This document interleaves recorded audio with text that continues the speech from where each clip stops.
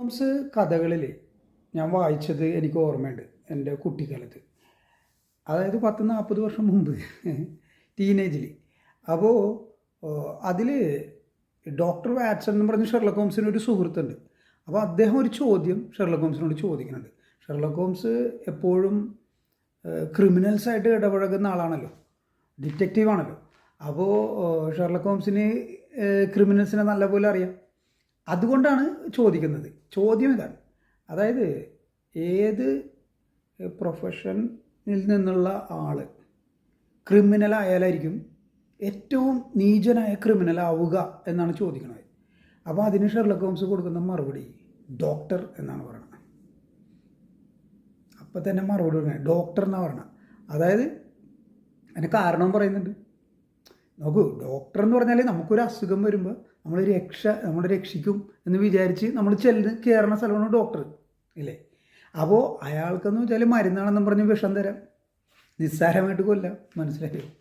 അതുകൊണ്ടാണ് ഡോക്ടർ എന്ന് Sherlock Holmes പറഞ്ഞത്. അതിനോട് നമുക്ക് വിയോജിക്കാൻ പറ്റത്തില്ല. അങ്ങനെയുള്ളൊരു മറുപടിയാണത്. ഞാൻ പറഞ്ഞത് വേറെ ഒന്നുമല്ല. നമ്മുടെ നാട്ടിൽ ഇപ്പോൾ ഹിന്ദുക്കൾ, അതിൽ സന്യാസിമാരുണ്ട്, ഒരുപാട് സന്യാസികളുണ്ട്, ഒത്തിരി സന്യാസികളുണ്ട്. കോടിക്കണക്കിന് സന്യാസികളുള്ള ലോകത്തിലെ ഏക നാട് ഭാരതമാണ്. അവർ ഒക്കെ ഈ കുംഭമേള എന്ന് പറഞ്ഞില്ലേ, കുംഭമേളയുടെ അന്ന് ഇവരെല്ലാവരും ഗംഗാതീരത്ത് ഒന്നു ചേരും. സന്യാസി സംഗമമാണ് അവിടെ നടക്കുന്നത്. കോടിക്കണക്കിന് പേരെ നിങ്ങൾക്ക് കാണാൻ പറ്റും. ഇതിൽ യാതൊരു അതിശയോക്തിയില്ല. എൻ്റെ സുഹൃത്ത് പോയിട്ടുള്ള എനിക്ക് കുംഭമേളക്ക്, എനിക്ക് ഇതുവരെ പോകാനുള്ള ഭാഗ്യം ഉണ്ടായിട്ടില്ല. പക്ഷേ എൻ്റെ കൂട്ടുകാരൻ പോയിട്ട് അവൻ പറഞ്ഞതാണ് എന്നോട്. അതായത് ഒരുപാട് സന്യാസികളാണ് പറഞ്ഞത് കുംഭമേളയ്ക്ക് എന്ന് കഴിഞ്ഞാൽ. അപ്പോൾ അവരൊക്കെ ശരിക്കുള്ള സന്യാസികളാണ്. പക്ഷേ ഈ കോടിക്കണക്കിന് വരുന്ന ഭാരതത്തിലെ സന്യാസികളുടെ ഇടയിൽ സന്യാസി വേഷം, കാഷായ വേഷം ധരിച്ച് ഹിന്ദുക്കളെ വഞ്ചിക്കുന്ന ആൾക്കാരുണ്ട്, മനസ്സിലായോ? അവരെക്കുറിച്ചാണ് എനിക്ക് പറയാനുള്ളത്. ഇത് എന്ന് വെച്ചാൽ കൊലച്ചതിയാണിത് നടക്കുന്നത്, കൊലച്ചതി. ഒരുപാട് പേരുണ്ട്, ഒത്തിരി ആൾക്കാരുണ്ട്. എല്ലാവരും യേശുവിൻ്റെ അനുയായികളാണ്. ആക്ച്വലി ക്രിപ്റ്റോ ക്രിസ്ത്യൻസാണ് ഇവർ. സന്യാസികളല്ല, ഇവർ ഹിന്ദു സന്യാസികളല്ല, ഇവരുടെ ക്രിപ്റ്റോ ക്രിസ്ത്യൻസാണ്. അങ്ങനെയാണ് ഇവരെ നിങ്ങൾ മനസ്സിലാക്കേണ്ടത്. അങ്ങനെ മനസ്സിലാക്കിയില്ലെങ്കിൽ നാശം 100% നിങ്ങളുടെ ഹിന്ദു മതത്തിൻ്റെ നാശവും ഭാരതത്തിൻ്റെ നാശവും ഉറപ്പാണ്. എന്തൊരു തട്ടിപ്പുകാരൻ! ഇപ്പോൾ ഒരു ടോമിൻ സെബാസ്റ്റ്യനോ എന്തോ പറഞ്ഞിട്ട് ഒരാൾ, അയാൾ നിരീശ്വരവാദിയാണ്. അയാൾ വന്നിട്ട് കൃഷ്ണ ഭഗവാൻ എന്നല്ല, കൃഷ്ണൻ അർജുനനെ പച്ചത്തെറി പറഞ്ഞു. ആ തെറിയാണ് ഭഗവത്ഗീത എന്ന് പറഞ്ഞു. എന്തൊരു വർത്തമാനമാണ് അയാൾ പറഞ്ഞത്, എന്തൊരു വർത്തമാനം! തെറി പറയാനായിട്ട് ഈ ഹിന്ദു മതത്തിൽ എന്താ യഹോവയാണുള്ളത്? മലമ്പാരി എറിയുന്ന പോലെ അങ്ങനെ സംസാരിക്കുന്ന ആളാണുള്ളത്. ശ്രീകൃഷ്ണ ഭഗവാൻ അങ്ങനെയാണോ സംസാരിക്കണം? ശരിക്കും പറഞ്ഞാൽ ടോമിൻ്റെ പുസ്തകത്തിലാണ് ഇതുള്ളത്. പക്ഷേ ഇദ്ദേഹം നിരീശ്വരവാദിയാണെന്ന് പറഞ്ഞാൽ ആരും എന്തും പറയാമെന്നാണ് വിചാരം, മനസ്സിലായോ? അപ്പോൾ ഹിന്ദുക്കൾ കൂട്ടുകൂടുന്നത് ആരോടാണെന്ന് സൂക്ഷിച്ച് കൂട്ടുകൂടണം. അല്ലെങ്കിൽ ഇതേപോലത്തെ ആൾക്കാർ വായിലിരിക്കണ കേൾക്കേണ്ടി വരും, മനസ്സിലായോ? ഒന്നും പറയാനും പറ്റില്ല. ഇവർക്ക് ചില ആൾക്കാരൊക്കെ ഹിന്ദുവിനോട് വളരെ നല്ല സൗഹാർദ്ദ മനോഭാവമുള്ള ആൾക്കാരാണ്. ഒരു ഉദാഹരണം പറയണമെങ്കിൽ ജബ്ബാർ മോഷൻ, അദ്ദേഹം ഒരിക്കലും ഇങ്ങനെയൊന്നും സംസാരിക്കില്ല. അദ്ദേഹമാണ് ഗീതയെക്കുറിച്ച് സംസാരിച്ചിരുന്നെങ്കിൽ ഇങ്ങനെ ഒരിക്കലും സംസാരിക്കില്ല, മനസ്സിലായോ? പക്ഷേ ഈ ടോമിൻ എന്ന് പറഞ്ഞാൽ അലവലാതി, വെറും അലവലാതി. അവൻ്റെ വിചാരം നിരീശ്വരവാദി പട്ടം കിട്ടിക്കഴിഞ്ഞാൽ എന്ത് വൃത്തിയോടും വിളിച്ചു പറയാമെന്നാണ് വിചാരം. അവന് ആണാണെങ്കിൽ അവൻ എന്താ ചെയ്യേണ്ടത്? അവൻ കൃത്യമായിട്ട് ഭഗവത്ഗീതയിൽ പറഞ്ഞിരിക്കുന്ന തെറി, കൃഷ്ണൻ അർജുനന് തെറി പറഞ്ഞു എന്നല്ല അവൻ പറഞ്ഞ, അവനത് വായിച്ച് കേൾപ്പിക്കണം. എന്നിട്ട് പറയണം ഇത് തെറിയാണ് പറഞ്ഞേക്കണെന്ന്. ഒരു തെറിയും പറഞ്ഞില്ല, ഭഗവത്ഗീത തെറിയൊന്നുമല്ല. അതൊക്കെ മനസ്സിലാക്കണമെങ്കിൽ ഈ ടോമിൻ ഇനി ആയിരക്കണക്കിന് ജന്മം പട്ടിയും തൊരപ്പനൊക്കെ ഇട്ട് ജനിച്ചാലേ അവനും അത് പിന്നെ മനുഷ്യജന്മം കിട്ടുള്ളൂ. അമ്മാതിരി മഹാപാപിയാണ് അവൻ. എന്തൊരു വർത്തമാനമാണ് അവൻ പറയണം. എന്നിട്ട് അതിനെക്കുറിച്ച് നമ്മുടെ മറുനാടൻ ടി വി അതിനെക്കുറിച്ച് ഒരു പ്രോഗ്രാം ചെയ്തു, ഒരു വീഡിയോ ചെയ്തു. അപ്പോൾ അതിൽ ഞാൻ കുറച്ച് നേരം ഒന്ന് നോക്കി എന്താണ് ഇയാൾ പറയണതെന്ന്. കാരണം മറുനാടനെ ഞാൻ എപ്പോഴും മറുനാടൻ എന്നല്ല ആരെയും സംശയ ദൃഷ്ടിയോടുകൂടിയേ ഞാൻ നോക്കത്തുള്ളൂ. എന്ന് പറഞ്ഞ പോലെ മറുനാടൻ്റെ പ്രോഗ്രാം കണ്ടപ്പോൾ മറുനാടൻ അയാളെ ഫോൺ ചെയ്യുന്നുണ്ട്. അയാൾ പറയാൻ വിട്ടുപോയ കാര്യങ്ങൾ പോലും മറുനാടൻ അങ്ങോട്ട് പറഞ്ഞ് ബാറ്റൺ കൈമാറണ പോലെ. മനസ്സിലായോ എന്താ പരിപാടി എന്നറിയോ? അതായത് മറുനാടൻ പറയണ നിങ്ങൾ നിരീശ്വരവാദിയായിട്ട് നിങ്ങൾക്ക് എന്തും പറയാമല്ലോ, അത് കുഴപ്പമില്ല എന്ന ഇതിലാണ് മറുനാടൻ അത് പറഞ്ഞു വെച്ചത്. മനസ്സിലായോ? അല്ലാണ്ട് ഇതിപ്പോൾ ഇങ്ങനെ പറഞ്ഞത് തെറ്റാണ്, ഇങ്ങനെ ഒരിക്കലും ഇങ്ങനെ പറയരുത്. ഭഗവത്ഗീതയിൽ എന്താണ് എഴുതിയേക്കണത് അത് വെച്ചിട്ട് വേണം സംസാരിക്കാൻ. ഇപ്പം ഞാൻ ബൈബിളിനെ കുറിച്ച് സംസാരിക്കൂലേ, എന്തോരം സംസാരിച്ചു. ബൈബിളിൽ എഴുതാത്ത കാര്യമല്ല പറഞ്ഞത്, എഴുതിയ കാര്യമാണ് പറഞ്ഞത്, കൃത്യമായിട്ട് വായിച്ചിട്ടാണ് പറയണത്. അങ്ങനെ വേണം സംസാരിക്കാൻ. അതിപ്പോൾ ഖുറാനെ കുറിച്ചാണെങ്കിലും ഏത് മതഗ്രന്ഥമാണെങ്കിലും അതിൽ എഴുതിയേക്കണ കാര്യം നമുക്ക് പറയാമല്ലോ. കാരണം ഇത് പബ്ലിഷ് ചെയ്യണ പുസ്തകമല്ലേ. ഒരു പുസ്തകത്തിൽ എഴുതിയേക്കണ കാര്യം നമ്മൾ പറയാൻ പാടില്ലാത്തതാണെങ്കിൽ അത് പബ്ലിഷ് ചെയ്യാൻ പാടില്ല. ഇത് ഇവർ പബ്ലിഷ് ചെയ്യുന്നത് മാത്രമല്ല, നമ്മുടെ വീട്ടിൽ കൊണ്ട് തന്നെയാണ്, ഹിന്ദുവിൻ്റെ വീട്ടിൽ ബൈബിള്. അപ്പോൾ പിന്നെ അത് വായിക്കാൻ പാടില്ല എന്ന്, അതിലെ കാര്യങ്ങൾ വെളിപ്പെടുത്താൻ പാടില്ല എന്ന് പറയാൻ പറ്റുമോ? അവർ തന്നെയല്ലേ വെളിപ്പെടുത്തണേ. ഖുറാനും അതുപോലെ തന്നെ. ഞാൻ ആദ്യമായിട്ട് എനിക്ക് ഖുറാൻ കിട്ടുന്നത് ഞാൻ എൻ്റെ അമ്മാവൻ്റെ വീട്ടിലിരിക്കുമ്പോഴാണ്. അന്നേരം ഉച്ചയൂണൊക്കെ കഴിഞ്ഞ് ഞങ്ങളവിടെ ടി വി കണ്ടുകൊണ്ടിരിക്കണേ. അന്നേരം ഒരു മുസ്ലിം ദമ്പതിമാർ, അതായത് ഒരു പുരുഷനും സ്ത്രീയും, അവരുടെ വയസ്സ് വേണമെങ്കിൽ ഒരു 30 വയസ്സ് അല്ല അതിലും താഴെ ഇരിക്കും, യങ് കപ്പിൾ, അവർ വീട്ടിലോട്ട് വന്നു. അപ്പോൾ അങ്കിളെന്ന് വെച്ചാൽ സിറിയൻ ക്രിസ്ത്യനാണ്. അപ്പോൾ ഇദ്ദേഹം മാന്യനാണ്. അദ്ദേഹം അവരെ വിളിച്ചിരുത്തി സിറ്റിംഗ് റൂമിലെ സോഫയിലിരുത്തി ചായ കൊടുത്തു, സംസാരിച്ചു. അവർ പറഞ്ഞു, ആദ്യം തന്നെ പറഞ്ഞു ഞങ്ങൾക്ക് അള്ളാഹുവിനെ കുറിച്ച് സംസാരിക്കണമെന്നാണ് അവർ പറഞ്ഞത്. അത് ഒരു വീട്ടിലേക്ക് ഇങ്ങനെ ഇടിച്ചു കയറി വരാമോ അള്ളാഹുവിനെ കുറിച്ച് സംസാരിക്കാൻ? വരാമോ? ഈ സാധാരണ വരും സോപ്പ് ചീപ്പ് കണ്ണാടിയൊക്കെ വിൽക്കുന്ന ആൾക്കാർ, സെയിൽസ് ഗേൾസ്, ആ സെയിൽസ് ബോയ്സ്, അവരൊക്കെയാണ് വന്നത്. മനസ്സിലായോ? അത് പിന്നെ ആ പ്രോഡക്റ്റ് അതേപോലെ ചീപ്പ് സാധനമാണ്. ഖുറാൻ നിങ്ങൾ അങ്ങനെയാണ് കണക്കാക്കുന്നത്? ആണോ? ഈ പപ്പടം വിൽക്കണ പോലെ ഓരോരുത്തരുടെ വീട്ടിൽ കൊണ്ട് കൊടുക്കുന്ന സാധനമാണ് ഖുറാൻ. അപ്പോൾ അത്രയും വിലയുള്ളൂ. അതാണ് നമ്മൾ മനസ്സിലാക്കേണ്ടത്. ശരിക്കുള്ളൊരു മതഗ്രന്ഥമാണെങ്കിൽ അതും പൊക്കി പിടിച്ചുകൊണ്ട് മറ്റു മതസ്ഥരുടെ വീട്ടിൽ നിരങ്ങൂല തിന്ന. ഒരു അല്പമെങ്കിലും അതിനോട് ഒരു റെസ്പെക്റ്റ് ഉണ്ടെങ്കിൽ അങ്ങനെ വേണ്ട നമ്മൾ വിചാരിക്കാനായിട്ട്. ഇവിടെയും വന്നിട്ടുണ്ട്, എൻ്റെ വീട്ടിലും വന്നിട്ടുണ്ട്. എൻ്റെ വീട്ടിൽ ഒരിക്കൽ ഞാൻ ജോലിക്ക് പോകാനായിട്ട്, അത് മുസ്ലിങ്ങളല്ല കേട്ടോ, ക്രിസ്ത്യാനികളെ വന്നത്, ജോലിക്ക് പോകാൻ വേണ്ടിയിട്ട് രാവിലെ കുളിച്ച് കൃത്യസമയത്ത് ജോലിക്ക് എത്തണം. അപ്പോൾ കുളിച്ച് റെഡി ആയിക്കൊണ്ടിരിക്കണേ, ഞാൻ പാൻറ്റ് മാത്രമേ ഇട്ടുള്ളൂ, ഷർട്ടും പോലും ഇട്ടിട്ടില്ല. അപ്പോൾ നോക്കുമ്പോൾ ടിങ് ടോങ് ബെല്ലടിക്കണം. സാധാരണ ആരും അങ്ങനെ ബെല്ലടിക്കില്ല, നമ്മൾ എക്സ്പെക്റ്റ് ചെയ്യും ആൾക്കാരെ, അവർ ബെല്ലടിക്കുള്ളൂ, അല്ലാണ്ട് ഇവിടെ ആരും ബെല്ലടിക്കില്ല. മനസ്സിലായോ? അങ്ങനെ സ്ഥലമാണത്. അപ്പോൾ യുവന്മാരെന്താ ചെയ്യണമെന്നറിയോ? ഇവരൊന്ന് ബെല്ലടിച്ചിട്ട് ഞാൻ വാല് പറഞ്ഞു, ഞാൻ ഷർട്ട് ഇട്ടിട്ടുണ്ടായിരുന്നില്ല, പാൻറ്റ് മാത്രം ഇട്ടു. അപ്പോൾ നോക്കുമ്പോൾ ഇതേപോലെ തന്നെ അങ്കളുടെ അവിടെ പണ്ട് വന്നതുപോലെ തന്നെ ഇവിടെ ക്രിസ്ത്യാനിയാണെന്നുള്ളൂ, ഒരു ആണും പെണ്ണും കൂടി ഇങ്ങോട്ട് പറഞ്ഞു, ഒരു പുരുഷനും സ്ത്രീയും, we want to talk to you about God, ഞങ്ങൾക്ക് ദൈവത്തെക്കുറിച്ച് നിങ്ങളോട് സംസാരിക്കണമെന്ന്. മനസ്സിലായോ? എന്തൊരു കഷ്ടമാണത്. ഇങ്ങനെ അന്യൻ്റെ വീട്ടിലേക്ക് ഇങ്ങനെ കയറാമോ? ഇതുങ്ങളെ നിയന്ത്രിക്കണ്ടേ? ക്രിസ്ത്യാനി ആയാലും മുസ്ലിം ആയാലും ഹിന്ദു ആയാലും ഒരുത്തൻ്റെ മതം എന്ന് വെച്ചാൽ അവൻ്റെ സ്വകാര്യതയാണത്. മനസ്സിലായോ? അവൻ്റെ വ്യക്തിപരമായ കാര്യമാണത്. അതിൻ്റെ അകത്തോട്ട് ഇടിച്ചു കയറണം എങ്ങനെയാണ്? ഇത് നിങ്ങളുടെ മതം തെറ്റാണ്, ഇതാണ് ശരിയെന്ന് പറഞ്ഞാൽ അങ്ങനെ പറയാൻ പാടില്ലല്ലോ. പക്ഷേ യുവന്മാരത് ചെയ്യും. നമ്മുടെ വീട്ടിൽ പോലും നമുക്ക് സ്വൈര്യം തരില്ല. യുവന്മാർ ഇടിച്ചു കയറി വരും വീട്ടിലോട്ട്. എന്നിട്ട് ഇവർ പറഞ്ഞ് ഞങ്ങൾക്ക് ദൈവത്തിൽ കൂടി ഞാൻ വിളിച്ചു കാത്തിട്ട് പറ്റി. നമ്മുടെ അങ്കിളിനെ കണ്ടിട്ടുണ്ടല്ലോ നമ്മൾ, അതേപോലെ തന്നെ നമ്മൾ പെരുമാറി. വിളിച്ചാത്തിരുത്തി. അപ്പോൾ ഇവരോട് സംസാരിച്ചു, കുറച്ച് നേരം സംസാരിച്ചിട്ട് എനിക്ക് ജോലി ഉണ്ടെന്നും പറഞ്ഞ് പിന്നെ കാണാമെന്നും പറഞ്ഞ് പറഞ്ഞു വിട്ട്. ഇത് ഒരു ഇതിനനുബന്ധമായിട്ട് ഒരു കാര്യം കൂടി എനിക്ക് പറയാനുണ്ട്. ഞാൻ ഒരിക്കൽ ഒരു സ്ഥലത്ത് പോയി, ഇവിടെ എൻ്റെ വീടിൻ്റെ അടുത്ത് നിന്ന് ഒരു 10 കിലോമീറ്റർ ദൂരെയുള്ള സ്ഥലം. അവിടെ ചെന്നപ്പം അയാളുടെ ഗേറ്റ് ഡോറിൽ അപ്പാർട്ട്മെൻറ്റ്സാണ്, ഒരു ബ്ലോക്കാണത്. ആ ബ്ലോക്കിൽ അയാളുടെ അപ്പാർട്ട്മെൻറ്റിൻ്റെ ഡോറിൽ അയാൾ എഴുതി വെച്ചേക്കണേ. എന്താണ് എഴുതി വെച്ചേക്കണത്? ഞാൻ എൻ്റെ മതം മാറൂല, അതെൻ്റെ പട്ടിക്കും അതറിയാമെന്ന് എഴുതി വെച്ചേക്കണേ. മനസ്സിലായോ? അതായത് മതം മാറുന്ന ആൾക്കാർ വന്നു കഴിഞ്ഞാൽ പട്ടിനെ അഴിച്ചു വിട്ട് ഞാൻ കടിപ്പിക്കുമെന്നല്ല എൻ്റെ അർത്ഥം, അല്ലേ? അപ്പോൾ ജനങ്ങൾ അത്രയും വെറുത്തു ഇവരെ, അത്രയും വെറുത്തു. കാരണം ഇവർ ഇടിച്ചു കയറി വരും വീട്ടിലോട്ട്. അങ്ങനത്തെ ആൾക്കാരാണ്. അങ്ങനെ ഇടിച്ചു കയറി കൊണ്ടുവന്ന് തരുന്ന സാധനം ഭഗവത്ഗീത ഒന്നും ആരും ഒരു ഹിന്ദു മിഷണറി രണ്ട് പേരായിട്ട് ഭഗവത്ഗീത കൊണ്ട് മുസ്ലിങ്ങളുടെ വീട്ടിലും ക്രിസ്ത്യാനികളുടെ വീട്ടിലും കൊണ്ട് കൊടുക്ക്, എന്നിട്ട് അവരെ പിടിച്ച് ഹിന്ദുക്കളാക്ക്. അങ്ങനെയുള്ള പരിപാടിയൊന്നും ചെയ്യുന്നില്ല. അതല്ലേ മാന്യത? അതല്ലേ മാന്യത?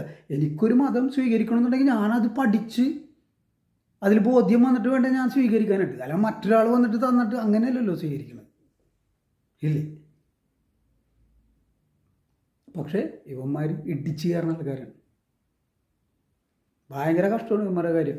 അപ്പോൾ അങ്ങനെ കിട്ടിയ ബൈബിളാണ്. അങ്ങനെയാണ് എനിക്ക് ഖുർആൻ കിട്ടണത്. ഞാൻ പറഞ്ഞില്ലേ, അങ്കിളിൻ്റെ അവിടെ ഇവർ വന്നിട്ട് എൻ്റെ ലാസ്റ്റ് ഈ പോണ സമയത്ത് അരമണിക്കൂറോളം സംസാരിച്ച് പോണ സമയത്ത് ഇവർ പറഞ്ഞ് ഞങ്ങൾ ഖുർആൻ വിൽക്കുന്നുണ്ടെന്ന് പറഞ്ഞു. വിൽക്കുന്നുണ്ട്.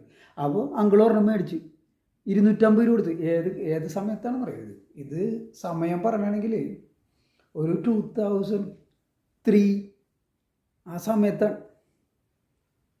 അതോ 98-ലാണോ 98-ലാണെന്ന് തോന്നുന്നു. 98 സമയത്താണ്. അപ്പോൾ അന്നേരം 250 രൂപ. ഒന്ന് ആലോചിച്ച് നോക്കണം. 98 സമയത്ത് 250 രൂപ എന്ന് വെച്ചാൽ ഇന്നത്തെ ഒരു 1000 രൂപയുടെ വിലയെങ്കിലും അതിനുണ്ട് ഉറപ്പായിട്ടും. പക്ഷേ അത് ബുക്ക് അതേപോലെ തരുന്നു കേട്ടോ. നല്ല ബൈൻഡിങ്ങും എല്ലാം സൂപ്പറായിരുന്നു. മനസ്സിലായോ? അങ്ങനെയാണ് ഈ ഖുർആൻ ഞങ്ങളുടെ വീട്ടിൽ വരുന്നത്. മനസ്സിലായോ? അല്ലാണ്ട് ഖുർആൻ തേടി നമ്മൾ ഒരിടത്തും പോയിട്ടില്ല. ഇങ്ങോട്ട് ഇടിച്ചു കയറി തന്നെയാണ്. എന്നിട്ട് അങ്കിൾ അതെടുത്തിട്ട് അവിടെ ഒരു സ്ഥലത്ത് കുറേ ബുക്സ് ഒക്കെ വെച്ചിട്ടുണ്ട്. അതിൻ്റെ കൂടെ വെച്ച് മരണം വരെ അങ്കിളത് തുറന്ന് നോക്കിയിട്ടേ ഇല്ല. പിന്നീട് ഞാൻ ബൈബിള് വായിച്ച് ഇത് മനസ്സിലാക്കി. യേശു ആളെ തട്ടിപ്പാണെന്ന് ഞാൻ മനസ്സിലാക്കി. അങ്ങനെ മനസ്സിലാക്കിയപ്പോൾ എനിക്ക് ഖുറാനും കൂടി വായിക്കാനായിട്ടുള്ള ആഗ്രഹം തോന്നി. അപ്പം ഞാൻ ഓർത്തു അങ്കിളുടെ അടുത്തുള്ള ഖുറാൻ അതെടുത്ത് വായിച്ചു. അങ്ങനെയാണ് ഞാൻ ഖുറാൻ വായിക്കണത്. മനസ്സിലായോ? അല്ലാണ്ട് കടയിൽ പോയി മേടിച്ചല്ല. ഖുറാനിൽ എന്തുമാത്രം പൈശാചികത ഉണ്ടോ, അള്ളാഹു എന്തെല്ലാം പൈശാചികമായ കാര്യങ്ങൾ പറയുന്നുണ്ടോ, അത് തന്നെ ബൈബിളിലും പറയുന്നുണ്ട്. മനസ്സിലായോ? യേശു പറയുന്നത് എന്താണ്?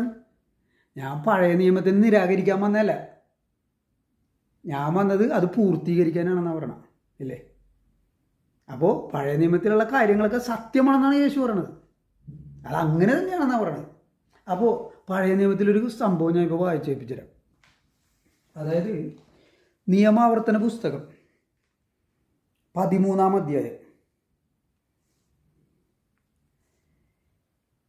അത് 6-ാം വാക്യം മുതൽ ഞാൻ വായിക്കട്ടെ. 13-ാം അധ്യായം. നിന്റെ സഹോദരനോ മകനോ മകളോ നീ സ്നേഹിക്കുന്ന നിന്റെ ഭാര്യയോ ആത്മസുഹൃത്തോ നിനക്കും നിന്റെ പിതാക്കന്മാർക്കും അജ്ഞാതരായ അന്യദേവന്മാരെ നമുക്ക് സേവിക്കാം എന്ന് പറഞ്ഞ് രഹസ്യമായി നിന്നെ വശീകരിക്കാൻ ശ്രമിച്ചെന്ന് വരാം. ഓക്കെ, ആ ദേവന്മാർ നിനക്ക് ചുറ്റും അടുത്തോ അകലെയോ വസിക്കുന്ന ജനതകളുടെ ദേവന്മാരായിരിക്കാം. അതായത് യഹൂദരോടാണ് ഇത് സംസാരിക്കുന്നത്. അതായത് ആ ഭാഗങ്ങളിലൊക്കെ ഈ വിഗ്രഹാരാധനയായിരുന്നു, ബിംബാരാധകരായിരുന്നു മനുഷ്യർ. അതൊക്കെ മാറ്റി ഇസ്ലാമും ക്രിസ്ത്യനുമായി. അങ്ങനെയാണ് നമ്മളിത് മനസ്സിലാക്കേണ്ടത്. അല്ലെങ്കിൽ ബൈബിളിൽ ഇങ്ങനെ ഒരു കാര്യം പറയത്തില്ലല്ലോ. മനസ്സിലായി? അപ്പോൾ ആ ദേവന്മാർ നിനക്ക് ചുറ്റും അടുത്തോ അകലെയോ വസിക്കുന്ന ജനതകളുടെ ദേവന്മാരായിരിക്കാം. അതായത് ഇവരുടെ ഈ സ്ഥലത്തിൻ്റെ ചുറ്റും ഉള്ള ആൾക്കാരൊക്കെ ബിംബാരാധകരായിരുന്നു, ബഹുദൈവ ആരാധകരായിരുന്നു. എന്നാൽ നീ അവന് സമ്മതം നൽകുകയോ അവനെ ചെവിക്കൊള്ളുകയോ അരുത്. അവനോട് കരുണ കാട്ടരുത്. മറ്റു മതങ്ങളെക്കുറിച്ച് പറഞ്ഞു കഴിഞ്ഞാൽ ആ പറയുന്നവനോട് കരുണ കാട്ടരുത്. കരുണാമയനായ ദൈവത്തിൻ്റെ വാക്കാണ് നിങ്ങൾ കേൾക്കണത്. നിങ്ങൾ ഈ വാക്ക് ദൈവത്തിൻ്റെ വാക്കാണെന്ന് കരുതിയാൽ അവിടെ നിങ്ങൾ തെറ്റി. വലിയൊരു മിസ്റ്റേക്കാണ് അവിടെ സംഭവിക്കുന്നത്. നിസ്സാര മിസ്റ്റേക്കല്ല. ഓക്കെ, അപ്പോൾ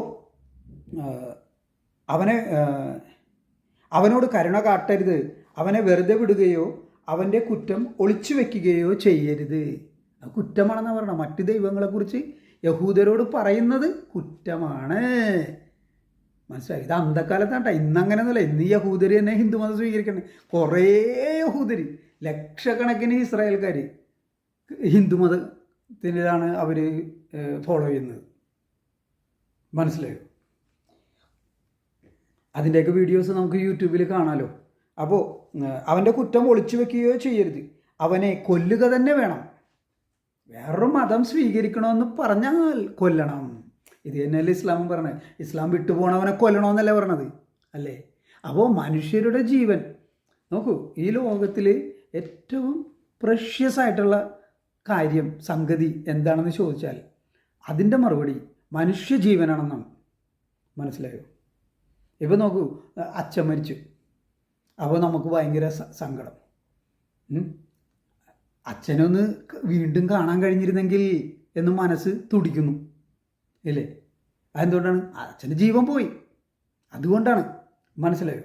അപ്പോൾ മനുഷ്യജീവനാണ് ഏറ്റവും വിലയേറിയ, ഏറ്റവും മൂല്യമേറിയ വസ്തു. അപ്പോൾ അതാണ് മനുഷ്യത്വം എന്ന് പറയുന്നത്. അങ്ങനെയാണ് കുട്ടികളെ പഠിപ്പിക്കേണ്ടത് ശരിക്കും പറഞ്ഞാൽ.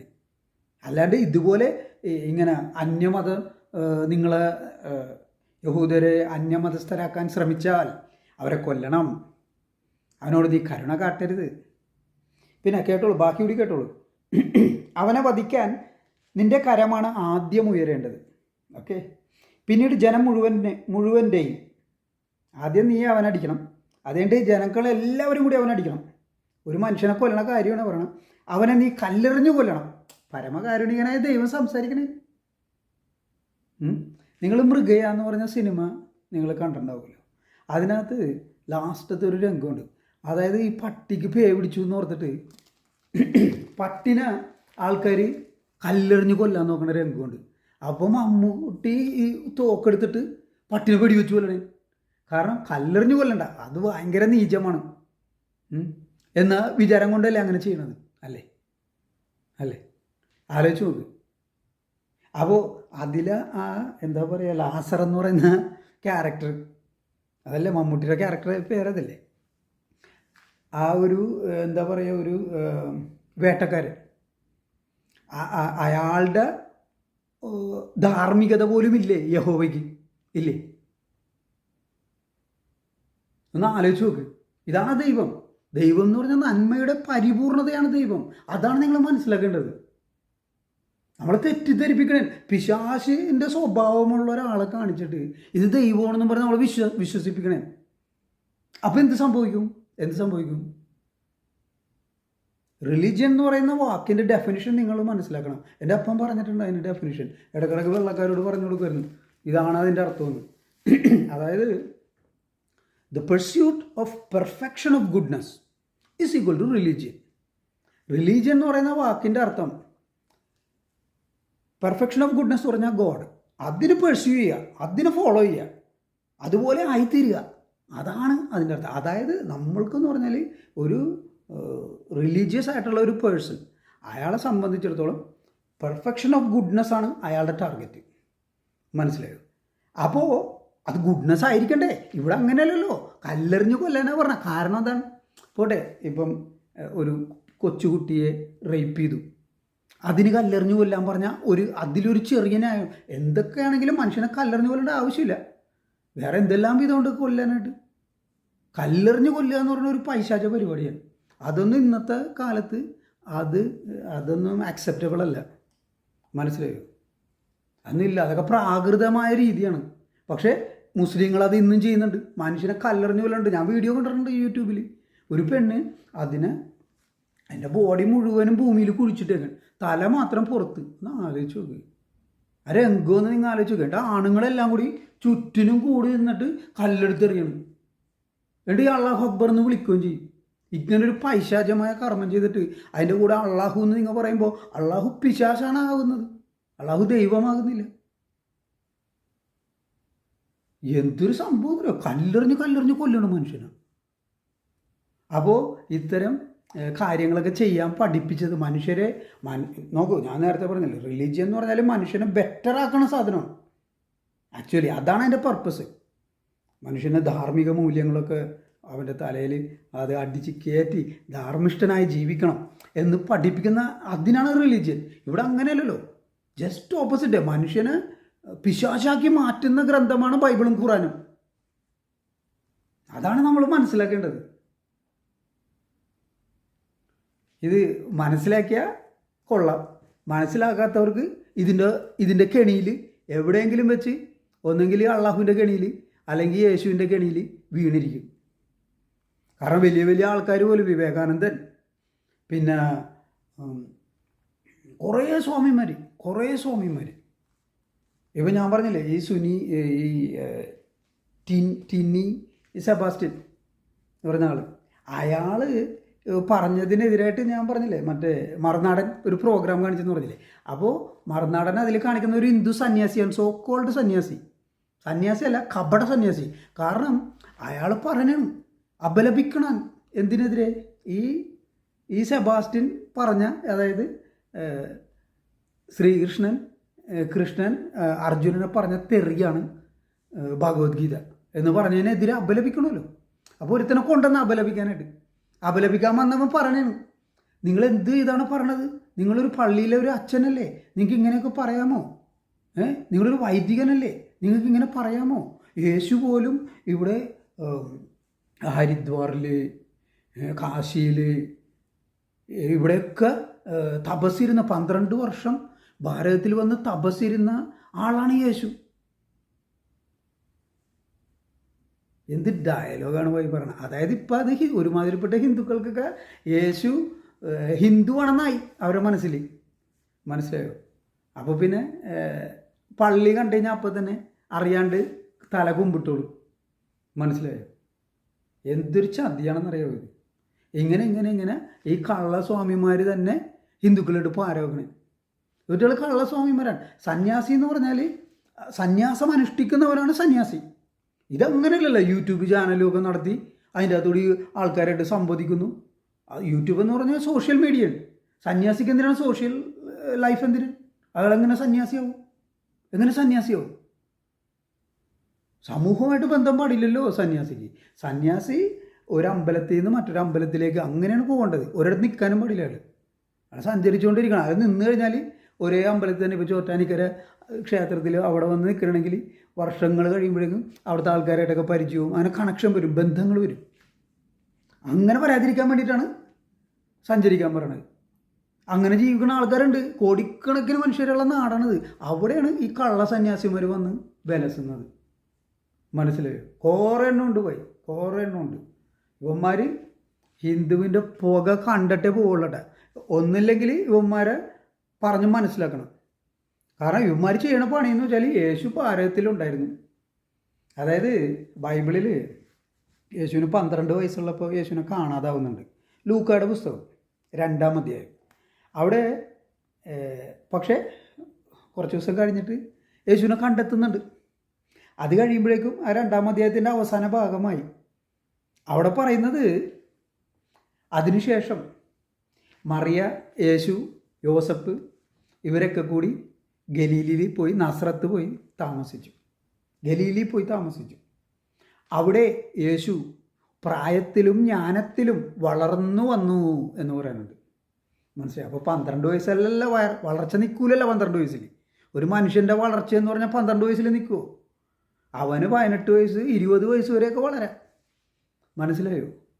അപ്പോൾ പിന്നെ ഇവർ യേശു 12 വർഷം ഭാരതത്തിലുണ്ടായിരുന്നു പറഞ്ഞാൽ അവിടെ തന്നെ പൊളിഞ്ഞില്ലേ? കാരണം ബൈബിള് പറയുന്നത് യേശു ഭാരതത്തിലല്ല, നസറത്താണ് ഉണ്ടായിരുന്നതെന്നാണ്, ഗലീലിയിലാണ് ഉണ്ടായിരുന്നതെന്നാണ്.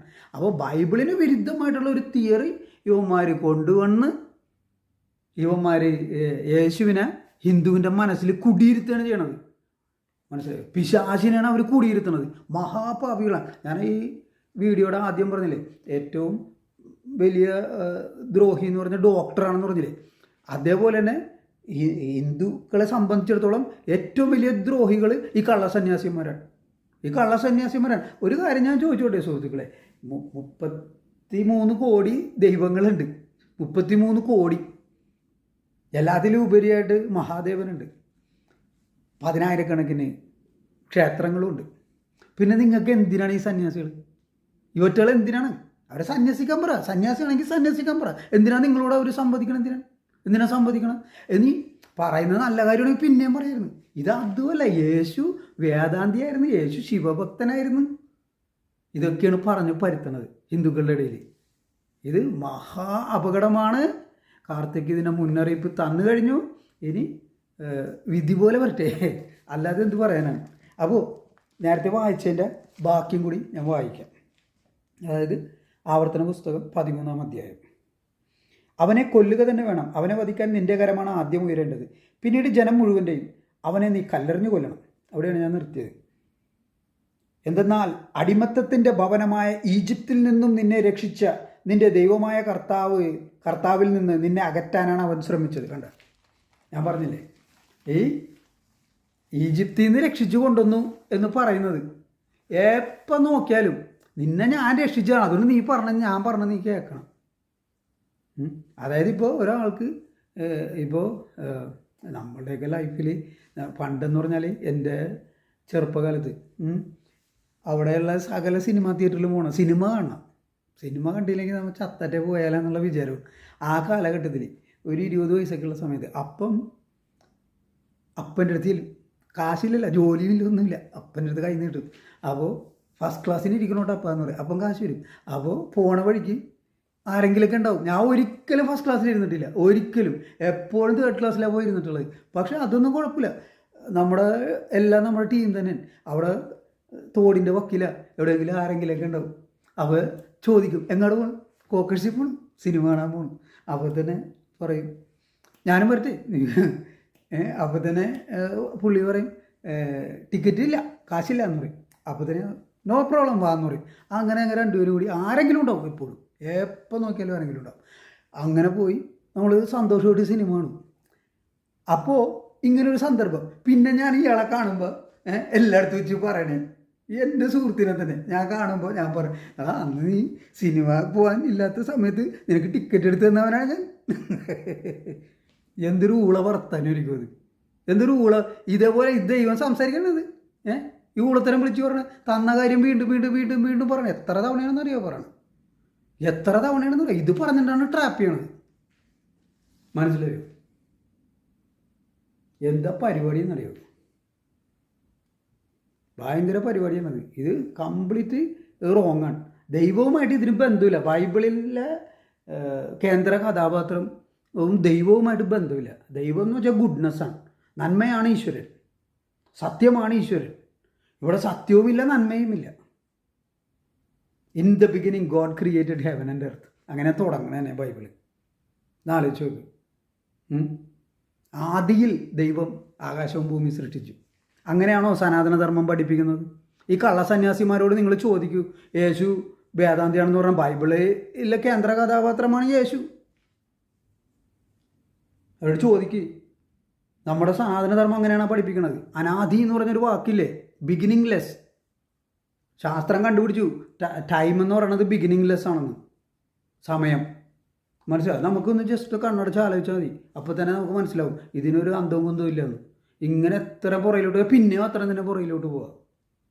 സമയം നമ്മൾ ആലോചിക്കണമെങ്കിൽ 1000 വർഷം, കോടി വർഷം. അപ്പോൾ അതിനു മുമ്പ് ഒരു കോടി വർഷം മുന്നേ, അങ്ങനെ ഇങ്ങനെ ആലോചിച്ചുകൊണ്ടേ ഇരിക്കാം. അതിനൊരു അന്തമില്ല. അതാണ് സത്യം. പക്ഷേ ബൈബിൾ തുടങ്ങുന്നത് ഇൻ ദ ബിഗിനിങ് എന്നും പറഞ്ഞിട്ടാണ്. അങ്ങനൊരു ബിഗിനിങ് ഇല്ല. സനാതനധർമ്മം പറയുന്നത് കൽപ്പാരംഭത്തെക്കുറിച്ചാണ് സംസാരിക്കുന്നത്, ഒരു കൽപ്പത്തിൻ്റെ ആരംഭം. അങ്ങനെ അനന്തകോടി കൽപ്പങ്ങളുണ്ടായിട്ടുണ്ട് എന്നാണ് പറയണത്. മനസ്സിലായോ? ഇനിയും ഉണ്ടാവുകയും ചെയ്യും. അങ്ങനെയാണ് സനാതനധർമ്മം പഠിപ്പിക്കുന്നത്. അല്ലാണ്ട് ഇൻ ദ ബിഗിനിങ് എന്നും പറഞ്ഞ് പഠിപ്പിച്ചിട്ട് ലോകാവസാനം. ഇപ്പോൾ ഇൻ ദ ബിഗിനിങ്, ഇപ്പോൾ ഒരു സർക്കിളാണെങ്കിൽ അതിന് ബിഗിനിങ്ങും ഇല്ല എൻഡും ഇല്ല. സർക്കിളാണ് സനാതനധർമ്മം. ബൈബിൾ എന്ന് പറഞ്ഞാൽ സെമിറ്റിക് മതങ്ങൾ എന്ന് പറഞ്ഞാൽ സ്ട്രെയിറ്റ് ലൈനാണ്. അതിന് ബിഗിനിങ്ങും ഉണ്ട് എൻഡും ഉണ്ട്. മനസ്സിലായോ? ബിഗിനിങ് എന്ന് പറഞ്ഞാൽ ബൈബിളിൽ പറയുന്ന in the beginning God created heaven and earth. 6 ദിവസം കൊണ്ട് എല്ലാം ഉണ്ടാക്കി. അത് കഴിഞ്ഞപ്പോൾ പുള്ളിക്കാരൻ ടയർഡായിട്ട് കിടന്നുറങ്ങി. പിന്നെ അവസാനം എന്താ? End of the world. ലോകം അവസാനിപ്പിക്കും, പുതിയ ആകാശവും പുതിയ ഭൂമിയും. റെവലേഷൻ പറയുന്ന വെളിപാട് പുസ്തകം, അവസാന പുസ്തകം. അതായത് ഈ ലോകം കൊള്ളൂല, അപ്പോൾ മക്കളെ പഠിപ്പിച്ചു കൊടുക്കണം. ക്രിസ്ത്യാനികൾ സെമിറ്റിക് മതക്കാരെ അതല്ലേ പഠിപ്പിക്കണത് അല്ലേ? അവരതല്ലേ പഠിപ്പിക്കണത്. ബൈബിളല്ലേ അവർക്ക് പഠിപ്പിക്കാം, അല്ലെങ്കിൽ ഖുറാനല്ലേ അവർക്ക് പഠിപ്പിക്കാൻ പറ്റുള്ളൂ. ഈ ലോകാവസാനത്തിൻ്റെ കഥയല്ലേ കുട്ടികളെ പഠിപ്പിക്കണത്. നമ്മൾ 2 കുട്ടികളെ വളർത്തണേ. ഒരുത്തനോട് നമ്മൾ പറയണേ ഈ ലോകം അവസാനിക്കില്ല, ഇതെന്ന് ഇവിടെ തന്നെ ഉണ്ടാവും. ഇത് മനുഷ്യരായിട്ട് നമ്മളിപ്പോൾ ഇവിടെ ഉണ്ട്, മനുഷ്യരായിട്ട് നമ്മൾ ഇന്നിവിടെ ഉണ്ട്. നമ്മൾ കോടാനുകോടി വർഷം പിന്നിലേക്ക് സഞ്ചരിച്ചാലും ഈ മനുഷ്യരും ഈ പക്ഷികളും മൃഗങ്ങളും മത്സ്യവും ഈ പുഴയും ഈ എല്ലാ സംഗതിയും ഇവിടെ തന്നെ ഉണ്ടായിരുന്നു. അങ്ങനെയാണ് സനാതനധർമ്മം പഠിപ്പിക്കുന്നത്. മനസ്സിലായോ? പ്രകൃതിയുടെ സുഷുപ്തി ലയനകാലം എന്നാണ് പറയുന്നത്. ഓക്കെ, അല്ലാണ്ട് ലോകാവസാനം എന്നല്ല പറയണത്. അത് അതിൻ്റെ കൽപ്പാരംഭത്തിനുള്ള സൃഷ്ടിക്കുള്ള സമയമാകുമ്പോൾ അത് വീണ്ടും ഉണരും എന്നാണ് പറയുന്നത്. എങ്ങനെയാണ് അത് ആദ്യം വെളിപ്പെട്ടത് അതുപോലെ തന്നെ. അപ്പോൾ in the beginning of a കൽപ്പം അങ്ങനെയാണ് പറയണത് സനാതനധർമ്മം. അല്ലാണ്ട് ഇൻ ദ ബിഗിനിങ് എന്നല്ല പറയണത്. മനസ്സിലായോ? ഇത് ആദ്യം മനസ്സിലാക്കൂ. അപ്പം തന്നെ തെറ്റിയില്ലേ, എല്ലാം തെറ്റിയില്ലേ. ഒന്ന് സർക്കിളായി, ബിഗിനിങ്ങും ഇല്ല എൻഡും ഇല്ലാത്തത്. മറ്റേത് ബിഗിനിങ്ങും ഉണ്ട് എൻഡും ഉണ്ട്. എന്നിട്ട് ഈ ലോകം അവസാനിക്കും. അപ്പോൾ കുട്ടികളെ പഠിപ്പിക്കണം. നമ്മൾ ഒരാൾ പഠിപ്പിക്കുന്നു, എല്ലാ കാലവും എല്ലാം ഉണ്ടാവും. So you have to take care. അത് പ്രിസർവ് ചെയ്യണം. അതാണ് വേണ്ടത് എന്നാണ് പഠിപ്പിക്കുന്നത്. മറ്റേ സ്ഥലത്ത് എന്താണ്, ഈ ലോകം എന്ന് വേണമെങ്കിൽ അവസാനിക്കും. അള്ളാഹു നാളെ വരും, അല്ലെ മറ്റന്ന് വരും, അല്ലെ യേശു നാളെ വരും, മറ്റന്ന് വരും. അതോടുകൂടി ഈ ലോകം തീർന്നു. പിന്നെ പുതിയ ലോകം അല്ലെങ്കിൽ സ്വർഗം. അങ്ങനെയല്ലേ പഠിപ്പിക്കണത്. അങ്ങനെ പഠിപ്പിച്ച് മക്കളെ വളർത്തിയാൽ അവർക്ക് ഈ ലോകം സംരക്ഷിക്കണം, അടുത്ത തലമുറയ്ക്ക് വേണ്ടി എന്നൊരു ചിന്ത ഉണ്ടാവും. ആലോചിച്ച് നോക്ക്. അപ്പോൾ ബൈബിളും ഖുറാനും എന്ന് പറയണത് ഈ ലോകത്തിൻ്റെ നാശത്തിന് വേണ്ടി ഉണ്ടാക്കിയ സാധനമാണത്. അല്ലാണ്ട് മനുഷ്യരെ ഈശ്വരന്മാരാക്കി മാറ്റാൻ ഉണ്ടാക്കിയതല്ല. അത് വേദങ്ങളാണ്, സനാതനധർമ്മത്തിൻ്റെ ഗ്രന്ഥങ്ങളാണ് പറയുന്നത്. മനസ്സിലായോ? ബൈബിളിൽ നോക്കൂ, വിവാഹമോചനത്തെക്കുറിച്ച് ഇതേ ആവർത്തന പുസ്തകത്തിൽ പറയുന്നുണ്ടല്ലോ. ആവർത്തന പുസ്തകം 24-ാം അധ്യായം വായിക്കാം. ബൈബിൾ കയ്യിലിരിപ്പുണ്ടല്ലോ, അപ്പോൾ കൃത്യമായിട്ട് വായിക്കാം. അപ്പോൾ പിന്നെ നമുക്കൊരു സംശയത്തിന് ഇട കൊടുക്കണ്ടല്ലോ. അല്ലെങ്കിൽ ക്രിസ്ത്യാനികൾ വന്നിട്ട് അതും ഇതും പറയും താഴെ വന്നിട്ട്. അപ്പോൾ അത് വേണ്ട. ഇതാ കണ്ടോളൂ, നിയമാവർത്തനം എന്നാണ് ഇപ്പോൾ എഴുതുന്നത്, ആവർത്തനം എന്നല്ല എഴുതുന്നത്. അതെന്തോ ആയിക്കോട്ടെ. Chapter 24. Okay, I have got it. 24-ാം അധ്യായം വേണ്ട, ബൈബിളാണ്. 24-ാം അധ്യായം 1-ാം വചനം. അപ്പോൾ അതിൻ്റെ ടൈറ്റിലുണ്ട് വിവാഹമോചനം. ടൈറ്റിലാണ്. ഇങ്ങനൊരു ടൈറ്റിൽ ഉള്ളൊരു സംഭവം സനാതനധർമ്മത്തിൻ്റെ ലൈബ്രറിയിൽ ഏതെങ്കിലും ഒരു പുസ്തകത്തിലുണ്ടാവുമോ? ആലോചിച്ച് നോക്ക്. നമുക്ക് എന്താണ് വേണ്ടത്? വിവാഹമാണോ വിവാഹമോചനമാണോ വേണ്ടത്? എന്താ വേണ്ടത്? രണ്ടും കൂടി നടക്കില്ല. മനസ്സിലായോ? കക്ഷത്തിലിരിക്കണ കളയാനും പറ്റില്ല, ഉത്തരത്തിലിരിക്കണ എടുക്കണമെന്ന് പറഞ്ഞാൽ നടക്കില്ല. ഓക്കെ, അപ്പോൾ ഇവിടെ വിവാഹമോചനത്തെക്കുറിച്ച് പറയുന്നത് കേട്ടോളൂ. ബൈബിള് ക്രിസ്ത്യാനികളെ പഠിപ്പിക്കണേ വിവാഹമോചനത്തെക്കുറിച്ച്. ഒരുവൻ വിവാഹിതനായതിനു ശേഷം ഭാര്യയിൽ എന്തെങ്കിലും തെറ്റ് കണ്ട്, if you find something indecent എന്നാണ് ഇംഗ്ലീഷിൽ എഴുതിയേക്കണം. എന്ത് തെറ്റ് കണ്ടാലും, മനസ്സിലായോ? അതായത് ഞാൻ മുമ്പ് പറഞ്ഞ പോലെ ഭക്ഷണ സമയത്ത് ഒന്ന് ബെർപ്പ് ചെയ്യോ അങ്ങനെ ചെയ്ത് കഴിഞ്ഞാൽ അതൊരു തെറ്റാണ്. ഭക്ഷണ സമയത്ത് അങ്ങനെ ചെയ്യാൻ പാടില്ല. മനസ്സിലായോ? അത് ടേബിൾ മാനേഴ്സ് അല്ല, അത് തെറ്റല്ലേ? അപ്പോൾ കാരണം കിട്ടി. ഓക്കെ, ഡൈവോഴ്സ്, വിവാഹമോചനം. ഇതിനു മുമ്പ് ഈ നിയമാവർത്തന പുസ്തകം എന്ന് പറയുമ്പോൾ മോസസിൻ്റെ 5-ാമത്തെ പുസ്തകവും ബൈബിളിലെ 5-ാമത്തെ പുസ്തകം. ഇതിനു മുമ്പ് മനുഷ്യരുടെ ഇടയിൽ ഇങ്ങനെ ഒരു ഐഡിയ ഉണ്ടായിരുന്നില്ല. വിവാഹമോചനം എന്ന് പറഞ്ഞാൽ ഒരു സംഭവമേ ഉണ്ടായിരുന്നില്ല. ബൈബിളാണ് അത് ഇൻട്രൊഡ്യൂസ് ചെയ്യണത്. അതാണ് നിങ്ങൾ മനസ്സിലാക്കേണ്ടത്. മനസ്സിലായോ? പിശാചിൻ്റെ പുസ്തകമാണത്. ഞാൻ കൈ പിടിച്ച് വായിക്കുന്നത്. എനിക്കിത് തൊടാൻ തന്നെ അറപ്പാണ്. എന്നിട്ട് ഞാനത് എടുത്ത് വായിക്കണമെങ്കിൽ നിങ്ങൾ അതിൻ്റെ സീരിയസ്നെസ് മനസ്സിലാക്കിയാൽ മതി. ഓക്കെ, ഒരുവൻ വിവാഹിതനായതിനു ശേഷം ഭാര്യയിൽ എന്തെങ്കിലും തെറ്റ് കണ്ട് അവൻ അവളോട് ഇഷ്ടമില്ലാതായാൽ ഉപേക്ഷാപത്രം കൊടുത്ത് അവളെ വീട്ടിൽ നിന്ന് പറഞ്ഞയക്കട്ടെ. ദൈവം പറയണേ, ഭാര്യ, അതായത് നിങ്ങളുടെ കുഞ്ഞിൻ്റെ അമ്മ എന്തെങ്കിലും ഒരു തെറ്റ് കണ്ട അപ്പം തന്നെ അവളെ ചവിട്ടി പുറത്താക്കിയേക്ക്. പിന്നെ പുറത്താക്കുമ്പോൾ അത് എഴുതി കൊടുക്കണം കേട്ടോ. നീ ഇന്നലെ ഭക്ഷണം കഴിക്കുന്ന ഇടയിൽ നീ ഏമ്പക്കം വിട്ടു, അതുകൊണ്ടാണ് നിന്നെ ഞാൻ വിവാഹമോചനം ചെയ്യണമെന്ന് എഴുതി കൊടുക്കണം. മനസ്സിലായി? എങ്ങനെയുണ്ട് ഈ ദൈവത്തിൻ്റെ നീതിബോധം? ആലോചിച്ച് നോക്ക്. അവൻ്റെ വീട്ടിൽ നിന്ന് പോയതിനു ശേഷം അവൾ വീണ്ടും വിവാഹിതയാകുന്നെന്നിരിക്കട്ടെ. ഇവിടെ ഒരു വലിയൊരു മിസ്റ്റേക്ക് ഉണ്ട്. കാരണം വിവാഹം എന്ന് പറഞ്ഞാൽ കന്യാദാനമാണ്. കന്യാദാനമാണ് വിവാഹം. ഇവിടെ യൂറോപ്പിൽ ക്രിസ്ത്യാനികൾ ഇവിടെ വിവാഹമില്ല. നമ്മുടെ നാട്ടിലാണ് വിവാഹം ഉള്ളത്. Take it from me. ഒരു കന്യകയായ സ്ത്രീയെയാണ് വിവാഹം ചെയ്യാൻ പറ്റുള്ളൂ. അല്ലാണ്ട് ഇതിപ്പോൾ എന്താ പറഞ്ഞാൽ ഒരു വിവാഹം കഴിച്ചു, എന്ത് തെറ്റ് കണ്ടു അവളെ പുറത്താക്കി. അപ്പോൾ പിന്നെ അവൾ വേറെ വിവാഹം കഴിക്കട്ടെ എന്ന്. അത് വിവാഹമാവില്ല. അത് വിവാഹമാവില്ല. വിവാഹം എന്ന് പറഞ്ഞാൽ അവൾ കന്യകയാണെങ്കിലേ വിവാഹമുള്ളൂ. അഷ്ടവിവാഹം എന്ന് പറഞ്ഞ ഈ ശബ്ദധാരാവലിയിൽ അഷ്ടവിവാഹങ്ങൾ, 8 തരം വിവാഹങ്ങൾ, പ്രാജാപത്യം, അങ്ങനെ പല എന്താണ് ഋഷിമാരുടെ വിവാഹം, അതെല്ലാം എഴുതിയിട്ടുണ്ട് അതിനകത്ത്. ആ 8 വിവാഹങ്ങളാണ്. അവസാനം പറയുന്ന പൈശാച വിവാഹം. അങ്ങനെയാണ് യേശു ജനിക്കുന്നത്. മറിയയും ഈ സോക്കോൾഡ് പരിശുദ്ധാത്മാവും തമ്മിൽ നടന്നത് പൈശാച വിവാഹമാണ്. ഓക്കെ, അത് നിങ്ങൾ അത് വായിച്ചു നോക്കുക. അബോധാവസ്ഥയിലുള്ള ഒരു കന്യകയെ ബലാത്കാരേണ ഭാര്യയാക്കൽ എന്നാണ് അതിൽ പറയുന്നത്. അവിടെ പോലും കന്യക എന്നാണ് പറയണത്. മനസ്സിലായോ? അതാണ് സംഭവം. അല്ലാണ്ട് ഇതൊന്നും വിവാഹം എന്ന് പറയാൻ പറ്റില്ല. അപ്പോൾ അവൻ്റെ വീട്ടിൽ നിന്ന് പോയതിനു ശേഷം അവൾ വീണ്ടും വിവാഹിതയാകുന്നു എന്നിരിക്കട്ടെ. അതായത് അത് ഓക്കെയാണെന്നാണ് പറയണത്. എന്ത് തന്ത്രപൂർവ്വമാണ് അത് ചെയ്യണമെന്ന് നോക്കൂ. രണ്ടാമത്തെ ഭർത്താവ് അവളെ വെറുത്ത് ഉപേക്ഷാപത്രം കൊടുത്ത് വീട്ടിൽ നിന്നും പറഞ്ഞയക്കുകയോ അവൻ മരിച്ചു പോവുകയോ ചെയ്താൽ അവളെ ആദ്യം ഉപേക്ഷിച്ച ഭർത്താവിന് അശുദ്ധയായി തീർന്ന അവളെ വീണ്ടും പരിഗ്രഹിച്ചു കൂടാ. സനാതനധർമ്മം പറയുന്നതിൻ്റെ ജസ്റ്റ് ഓപ്പോസിറ്റാണ് ഇത് പറയുന്നത്. സനാതനധർമ്മം പറയുന്നത് ഒന്നാമത്തെ കാര്യം, മനുസ്മൃതിയാണ് ഞാൻ കോട്ട് ചെയ്യുന്നത്. അവിടെ പറയുന്നത് വിവാഹമോചനം എന്ന് പറഞ്ഞ സംഭവമില്ല. മാരേജ് എന്ന് പറഞ്ഞാൽ അതൊരു ഇറിവേഴ്സിബിൾ കോൺട്രാക്റ്റാണ്. ഒരിക്കൽ വിവാഹം ചെയ്താൽ വിവാഹം ചെയ്ത് തന്നെ, പിന്നെ അതിന് മാറ്റില്ലെന്നാണ് പറയണത്. ഇനി അവൾ വേറെ ആളുടെ കൂടി പോയാലും കൂടെ കിടന്നാലും ഈ ഭർത്താവ് അവളെ തിരിച്ചു കൊണ്ടുവരണം, എന്നിട്ട് നേർവഴി നടത്തണം. അതാണ് വേണ്ടത് എന്നാണ് പറയുന്നത് മനുസ്മൃതി. അല്ലാണ്ട് ഇവിടെ പറയുന്ന പോലെയല്ല പറയണത്. ഇവിടെ ഈ വിവാഹിതർ ഒരിക്കൽ വിവാഹം മോചനമായാൽ എന്നേക്കും അവർ നശിച്ചു പോകണമെന്ന്, ഒരിക്കലും ഒരു വീണ്ടും കൂടിച്ചേരരുത് എന്നാണ് അതിൻ്റെ അർത്ഥം. മനസ്സിലായോ? മനുഷ്യർക്ക് നിയമം കൊടുക്കണേ എങ്ങനെയുണ്ട്?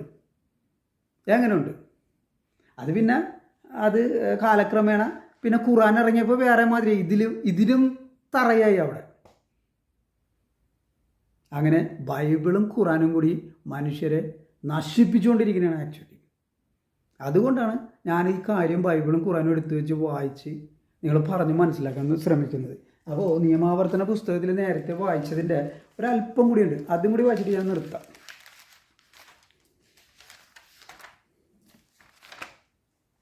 Okay, chapter 13. നിന്റെ ദൈവമായ കർത്താവിൽ നിന്ന് നിന്നെ അകറ്റാനാണ് അവൻ ശ്രമിച്ചത്. എന്തൊരു കഷ്ടം! ഇസ്രായേൽ ജനം മുഴുവൻ ഇത് കേട്ട് ഭയപ്പെടും. മേലിൽ ഇതുപോലുള്ള ദുഷ്കൃത്യങ്ങൾക്ക് ആരും ഒരുങ്ങുകയില്ല. നിങ്ങൾക്ക് വസിക്കാൻ നിങ്ങളുടെ ദൈവമായ കർത്താവ് തന്നിരിക്കുന്ന പട്ടണങ്ങളിൽ ഏതിലെങ്കിലും നിങ്ങളുടെ ഇടയിൽ നിന്ന് പുറപ്പെട്ട ഹീനരായ മനുഷ്യർ ചെന്ന് നിങ്ങൾ അറിഞ്ഞിട്ടില്ലാത്ത ദേവന്മാരെ സേവിക്കാമെന്ന് പറഞ്ഞ് പട്ടണ നിവാസികളെ വഴിതെറ്റിച്ചതായി കേട്ടാൽ, വീണ്ടും അതിനെ എന്നെ മാത്രം സേവിക്കാൻ പാടുള്ളൂ, വേറെ എന്നെ മാത്രം സ്നേഹിക്കുക, വേറെ ആര്? ഇത് തന്നെയല്ലേ യേശുവും പറയണത്. നിങ്ങളുടെ മാതാപിതാക്കളെ വെറുക്കുക. സ്വന്തം മാതാപിതാക്കളെ എന്നേക്കാളേറെ സ്വന്തം മാതാപിതാക്കളെ സ്നേഹിക്കുന്നവർ എനിക്ക് അയോഗ്യനാണ്. അപ്പോൾ അവിടെ പറഞ്ഞു വെക്കണത് എന്താണ്? ഗാന്ധിയുടെ ഡയലോഗ് പോലെയാണ്. മനസ്സിലായോ? അതേ പാറ്റേൺ ആണ്. അതാണ് എന്നെ മനസ്സിലാക്കേണ്ടത്. അതായത് അവിടെ പറയുന്നത് നിങ്ങൾക്ക് നമസ്തേ. അപ്പോൾ ക്ഷമിക്കണം, എൻ്റെ മെമ്മറി തീർന്നു പോയി ഫോണിൽ. 128 GB മെമ്മറിയുണ്ട്, പക്ഷേ ഒരുപാട് വീഡിയോ ചെയ്യുന്നത്. അപ്പോൾ അതുകൊണ്ടാണ് ഇടയ്ക്ക് ബ്രേക്കായി പോയത്. ഇപ്പോൾ ഞാൻ കുറേ വീഡിയോസൊക്കെ ഡിലീറ്റ് ചെയ്ത് എന്നിട്ട് തിരിച്ച്, അപ്പോൾ ഇപ്പോൾ എനിക്ക് മെമ്മറി ഉണ്ട് വീണ്ടും. അപ്പോൾ അതിൽ ഞാൻ സംസാരിക്കണേ.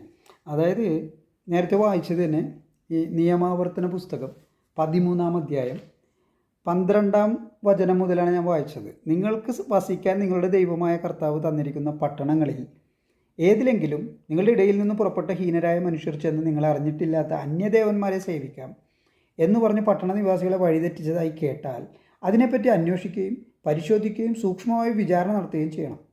അങ്ങനെ ഒരു ഹീനകൃത്യം നിങ്ങളുടെ ഇടയിൽ സംഭവിച്ചു എന്ന് തെളിഞ്ഞാൽ, അപ്പോൾ ഇതാണ് ഹീനകൃത്യം. അന്യദേവന്മാരെ പൂജിക്കാമെന്ന് പറയുന്നത് ഹീനകൃത്യമാണ്. യഹോവനല്ലാണ്ട് വേറെ ആരെയും പൂജിക്കാൻ പാടില്ല. ഇത് തന്നെയല്ല അള്ളാഹും പറഞ്ഞ 5 തരം വിളിച്ചു പറഞ്ഞതല്ലേ. അള്ളാഹു മാത്രമാണ് ആരാധനയ്ക്ക് യോഗ്യൻ എന്നല്ലേ വിളിച്ചു പറഞ്ഞത്. ഇതെന്ത് ഭ്രാന്താണിത്? നമ്മൾ ആരാധിക്കണമെന്ന് നമ്മളല്ലേ തീരുമാനിക്കണത്. അള്ളാഹുവും യഹോവയല്ലല്ലോ തീരുമാനിക്കണത്. മനസ്സിലായോ? നമ്മൾ സ്വതന്ത്രരായ മനുഷ്യരാണ്. ഇവരങ്ങനെയല്ല, ഇവർ അടിമകളാണ്. ഇവർ അത് കുട്ടിക്കാലം മുതലേ ഇത് തലയിൽ കയറിയതുകൊണ്ടാണ് ഇവരുടെ അടിമകളായി പോയത്. മനസ്സിലായോ? മറ്റേ ഗുരു സിനിമയിൽ ഇലാവാപ്പഴം കൊടുക്കൂലേ കുഞ്ഞായിട്ടിരിക്കുമ്പോൾ തന്നെ, അതേപോലെ തന്നെ ആ ഇലാവാപ്പഴം ഇതാണ്, ഈ ബൈബിളും ഖുറാനുമാണ്. അപ്പോൾ അതിനെപ്പറ്റി അന്വേഷിക്കുകയും പരിശോധിക്കുകയും സൂക്ഷ്മമായി വിചാരണ നടത്തുകയും ചെയ്യണം. അങ്ങനെ ഒരു ഹീനകൃത്യം നിങ്ങളുടെ ഇടയിൽ സംഭവിച്ചു എന്ന് തെളിഞ്ഞാൽ നിങ്ങൾ പട്ടണവാസികളെ മുഴുവൻ നിർദ്ദയം വാളിനിരയാക്കണം. പട്ടണവാസികളെ മുഴുവൻ നിർദ്ദയം, ദയയില്ലാതെ, മനുഷ്യരോട് ദയയില്ലാതെ പെരുമാറണമെന്ന് പറയുന്ന പെർഫെക്ഷൻ ഓഫ് ഗുഡ്നെസ്. എന്താ സംഭവം? അത് ഒരു തെറ്റും ചെയ്യാത്ത ആൾക്കാരാണ്. പട്ടണവാസികളെ മുഴുവൻ എന്ന് വെച്ചാൽ അവിടെയുള്ള കുട്ടികളെ, സ്ത്രീകളെ എല്ലാവരും കൊല്ലണമെന്നാണ് പറയണത്. ഒരു തെറ്റും ചെയ്യാത്ത കുട്ടികളെയും സ്ത്രീകളെയും ഒക്കെ കൊല്ലണമെന്ന് പറയുന്നവൻ എങ്ങനെ ദൈവമാകാനാണ്?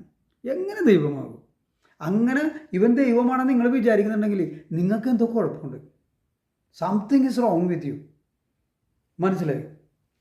അപ്പോൾ നിർദ്ദയം വാളിനിരയാക്കണം. ആ പട്ടണത്തെ സകല ജീവികളോടും കൂടെ നശിപ്പിക്കണം.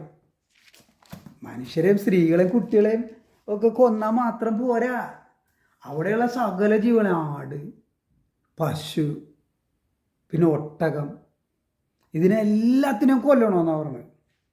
ഇങ്ങനെ ഒരു രക്തദാഹിയായ ഒരു ബീസ്റ്റ്, ഒരു ജന്തു, അതിനെ കരുണാമയനെ കാവൽ വിളക്കെന്ന് പറഞ്ഞ ആൾക്കാർ പാട്ടുപാടി കിടക്കണൊക്കെ കേൾക്കുമ്പോഴേ കുറച്ചൊന്നുമല്ല സങ്കടം. സങ്കടം എന്ന് പറഞ്ഞാൽ ചിരിയാണോ വരേണ്ടതെന്ന് പറഞ്ഞാൽ എന്താണെന്ന് പറയാൻ പറ്റില്ല. കരച്ചിലാണോ അല്ലെങ്കിൽ ചിരിയാണോ വരേണ്ടത്? ഇത് കേൾക്കുമ്പോൾ എന്തൊരു വിഡ്ഢിത്തമാണിത്, എന്തൊരു കോമാളിത്തരം. ഒരു ബൈബിളും അറിയാൻ പാടില്ലാണ്ട് ചുമ്മാ ഇവർ വിശ്വസിക്കണേണ് ഈ ബൈബിളിലുള്ളത് ദൈവമാണെന്ന്. പക്ഷേ ഇതേപോലെ രക്തദാഹിയായിട്ടുള്ള ഒരാൾ, അതായത് അവിടെയുള്ള സ്ത്രീകളെയും കുട്ടികളെയും കൊല്ലണം, കല്ലെറിഞ്ഞ് കൊല്ലണം, പിന്നെ പട്ടണം മുഴുവനും ചുട്ടി ചാമ്പലാക്കണം, അവിടെയുള്ള സകല ജീവികളെയും അടക്കം ചുട്ടി ചാമ്പലാക്കാനാണ് പറഞ്ഞത്. എന്താ തെറ്റ്? അവർ വേറെ ദൈവങ്ങളെ ആരാധിക്കുന്നവരാണ്, അല്ലെങ്കിൽ ആരാധിക്കാൻ ആഗ്രഹിക്കുന്നവരാണ്, അല്ല അങ്ങനെ പറയുന്നവരാണ്. നിങ്ങൾ ഇങ്ങനെ ഒരു ദൈവമുണ്ട്, അതിനെ നിങ്ങൾ പൂജിക്കണം. അങ്ങനെ പറഞ്ഞു എന്ന് ആദ്യം പരിശോധിക്കണം, അത് ഉറപ്പുവരുത്തണം. അങ്ങനെ ഇവർ പറഞ്ഞിട്ടുണ്ട്. അതായത് യഹോവയിൽ നിന്ന് ഇവരെ അടർത്തിക്കൊണ്ട് വേറെ ദൈവത്തിലേക്ക് കൊണ്ടുപോകാനായിട്ട്. അവരെ എങ്ങനെ കൊല്ലണമെന്ന് പറഞ്ഞാൽ ചുട്ടരിച്ച് കൊല്ലണമെന്ന് പറഞ്ഞാൽ, അപ്പോൾ പിന്നെ അങ്ങനെ പറയുന്നൊരു പുസ്തകവും കക്ഷത്തിൽ വെച്ചുകൊണ്ട് ഹിന്ദുക്കളെ മതം മാറ്റാനായിട്ട് വരുന്നുണ്ടല്ലോ. അവരെ ഹിന്ദുവിൻ്റെ ധർമ്മത്തിൽ നിന്ന് മാറ്റിക്കൊണ്ടു പോകാനല്ലേ ശ്രമിക്കണത്. അങ്ങനെ കൊണ്ടുപോകുന്നവരെ ചുട്ടരിച്ച് കൊല്ലണമെന്നാണ് പറഞ്ഞേക്കണത്. മനസ്സിലായോ? അപ്പോൾ അതാണ് സ്റ്റെയിൻസിന് സംഭവിച്ചത് ഓസ്ട്രേലിയക്കാരൻ. ഓർമ്മയുണ്ടോ? മനസ്സിലായോ ഞാൻ പറഞ്ഞത് എന്താണെന്ന്? സംഭവം അത് മഹാദുരന്തമാണത്. ഇത് അതായത് അയാളുടെ ഭാര്യ മരിച്ചു, കുട്ടികൾ മരിച്ചു, എല്ലാവരും മരിച്ചു, കൊച്ചുകുട്ടികളും പോലും മരിച്ചു. പക്ഷേ ഇയാൾ, ഈ ഓസ്ട്രേലിയക്കാരൻ ഭാരതത്തിൽ എന്ത് ചെയ്യണേണ്? ഇയാൾ ഹിന്ദുക്കളെ മതം മാറ്റണേ. ഒരുപാട് വാണിംഗ് കൊടുത്തു, ചെയ്യല്ലെന്ന്. എന്നിട്ടും ചെയ്തുകൊണ്ടാണ് അവരങ്ങനെ പ്രതികരിക്കേണ്ടി വന്നത്. മനസ്സിലായോ? അപ്പോൾ എന്താ പറയുക, രാജ്യത്തിന് നല്ലൊരു നിയമം ഉണ്ടെങ്കിൽ മനുഷ്യർക്ക് ഇങ്ങനെയൊന്നും ആൾക്കാരെ ചുട്ടരിക്കേണ്ട ഗതികേട് വരില്ല. ഇങ്ങനെ ചെയ്യാൻ പാടില്ല. അന്യൻ്റെ മതം മാറ്റാനായിട്ട് വളരെ കോടികൾ പണവും ചിലവാക്കണ്. എന്തൊരു ആസൂത്രിതമായ പരിപാടിയാണത്. കോടിക്കണക്കിന് ഡോളറാണ് ചിലവാക്കണത്. ഡോളർ. ഞാൻ പണ്ട് ഒരു RSSൻ്റെ ഒരു കാര്യാലയത്തിൽ ഒരു മീറ്റിങ്ങിന് പോയിട്ടുണ്ടായിരുന്നു. ഇവിടെ നിന്ന് ചെന്നിട്ട് ഒരു 2-3 മാസമൊക്കെ ലീവ് ഉണ്ടല്ലോ, 2-3 മാസം ഹോളിഡേയ്സ് ഉണ്ടല്ലോ. അല്ലെങ്കിൽ 2 മാസം ഹോളിഡേയ്സിനാണ് പോകണം, അല്ലെങ്കിൽ കൂടെ 1 മാസം. ആ സമയത്ത് ചെയ്ത പണിയാണ് ഞാൻ. RSSൻ്റെ കാര്യത്തിൽ ഒരാൾ അവിടെ പ്രസംഗിക്കണം ഞാൻ കേട്ടതാണ്. അദ്ദേഹം ഒരു ബാങ്കിലെ മാനേജറാണ്, RSSകാരനാണ്. അദ്ദേഹം വന്നിട്ട് പറഞ്ഞാണ് അദ്ദേഹത്തിൻ്റെ ബാങ്കിൽ അവിടുത്തെ അദ്ദേഹം മാനേജറായിട്ടിരിക്കുന്ന സ്ഥലത്ത് ബാങ്കിലെ അക്കൗണ്ടുകളെ കുറിച്ചാണ് അയാൾ പറഞ്ഞത്. അയാളെല്ലാം അറിയാലോ. അയാൾ പറഞ്ഞാൽ കോടിക്കണക്കിന് രൂപയാണ് യൂറോപ്പിൽ നിന്നും അമേരിക്കയിൽ നിന്നൊക്കെ ഈ പെന്തോകൾക്ക് ഹിന്ദുക്കളെ മതം മാറ്റാൻ വേണ്ടി വന്നുകൊണ്ടിരിക്കണത് എന്ന് പറഞ്ഞു. അതൊക്കെ ഇപ്പോൾ മോദി സർക്കാർ വന്നതിന് ശേഷം അതിനൊക്കെ ഒരു മാറ്റം ഉണ്ടായിട്ടുണ്ടെന്ന് പറയുന്നു. പക്ഷേ പണം എത്തിക്കാനായിട്ട് പല മാർഗങ്ങളുണ്ട്. ബാങ്ക് അക്കൗണ്ട് വഴി എത്തിക്കണം, ഇപ്പോൾ ക്രിപ്റ്റോ വഴി എത്തിക്കാമല്ലോ. മനസ്സിലായോ? അപ്പോൾ ധാരാളം പണം യൂറോപ്പിൽ നിന്നും അമേരിക്കയിൽ നിന്നും ഹിന്ദുക്കളെ മതം മാറ്റാനായിട്ട് ഇന്നും നമ്മുടെ നാട്ടിലേക്ക് ഈ പെന്തോകൾക്ക് വേണ്ടിയിട്ട് അവർക്കത് കിട്ടുന്നുണ്ട് എന്നാണ് നമ്മൾ മനസ്സിലാക്കേണ്ടത്. ഇങ്ങനെ പോയി ഹിന്ദുക്കളുണ്ടാവില്ല. തമിഴ്നാട്, ആന്ധ്ര, ഇവിടെയൊക്കെ ഭയങ്കരമായിട്ട് മതം മാറ്റിക്കൊണ്ടിരിക്കണേ ക്രിസ്ത്യാനികൾ. ഹിന്ദുക്കൾ മുസ്ലിങ്ങളെയാണ് കോൺസെൻട്രേറ്റ് ചെയ്യണം. ആ മുസ്ലിങ്ങളെയാണ് അവർ. മുസ്ലിങ്ങളാണ് എല്ലാ പ്രശ്നത്തിനും കാരണം. മുസ്ലിങ്ങൾ മാത്രമല്ല കാരണം, ക്രിസ്ത്യാനികളും കാരണമാണ്. ഏറ്റവും കൂടുതൽ ആൾക്കാരെ ഹിന്ദുക്കളെ മതം മാറ്റുന്നത് മുസ്ലിങ്ങളല്ല, ക്രിസ്ത്യാനികളാണ് മാറ്റുന്നത്. ഇന്നത്തെ കാലത്തെ കാര്യമാണ് പറഞ്ഞത്, ഇന്ന് നടക്കുന്നത്. മനസ്സിലായോ? അപ്പോൾ അങ്ങനെയുള്ള ക്രിസ്ത്യാനികളുടെ അരമനരങ്ങുന്ന RSSകാരെയും എനിക്കറിയാം.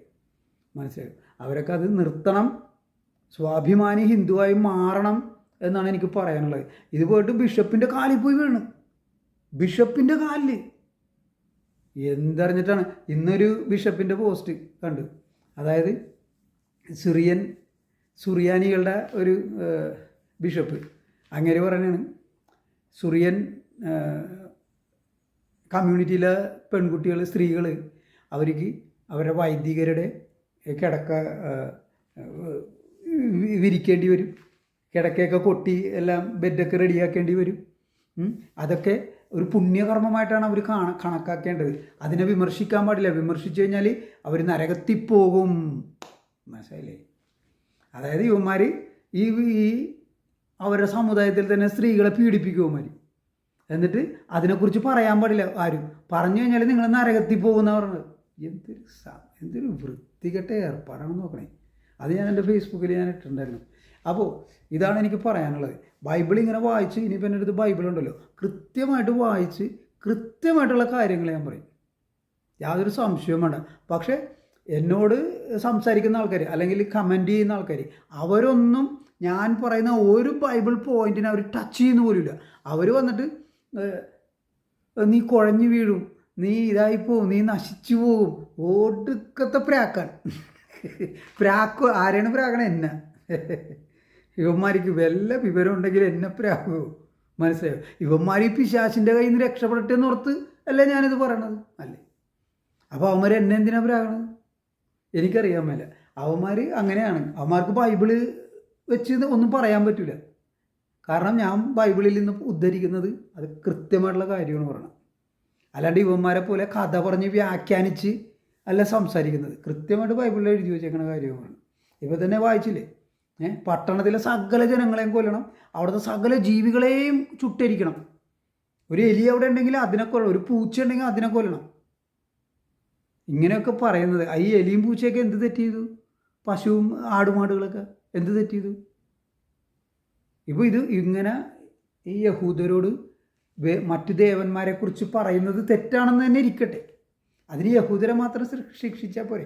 അങ്ങനെ പറയുന്ന 1-2 ആൾക്കാർ അവരുടെ ഇടയിലുണ്ടെങ്കിൽ അവരെ മാത്രം ശിക്ഷിച്ചാൽ പോരെ. എന്തിനാണ് അവരുടെ പട്ടണം ആക്രമിച്ച് അവിടെയുള്ള സകല കുട്ടികളെ പോലും ശിശുക്കളെ പോലും കൊല്ലണമെന്ന് ഈ പരമകാരുണികനായ ദൈവം പറയുന്നത്? ഇതാണ് പരമകാരുണികൻ?